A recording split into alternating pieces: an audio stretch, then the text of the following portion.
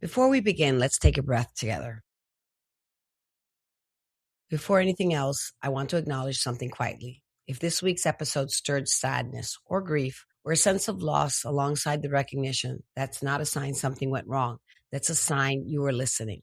Let's slow this moment down together. Here's what I think was really happening underneath this conversation. For many women, what landed hardest this week wasn't the language or the framework, it was the grief. The grief of realizing how long you've been adapting, how capable you've become, how well you've learned to perform, manage, and carry responsibility, and how somewhere along the way you became harder to find, not invisible to others, but invisible to yourself. So if you caught yourself thinking, I don't even know who I am anymore, that isn't a failure.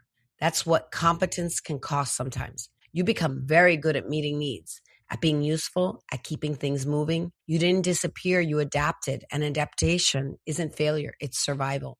Here's what I want you to hold on to. The woman you're looking for didn't go anywhere. She's still here. In what you notice, in what draws your attention, in what makes you feel alive, even briefly. You don't have to excavate her all at once. You don't have to figure her out. You just have to start paying attention to her quiet signals. And if it feels gentle to do so, you might sit with this one question over the weekend. What did I love before I became so useful? You don't need to act on the answer. You don't need to make meaning of it. You just notice what surfaces. You don't have to figure out who you are in this weekend. You only need to stay curious and gentle and present with whatever comes up. No urgency, no fixing, just noticing. I'll meet you back here Tuesday. This is The Joy Shift with Kylie Suarez.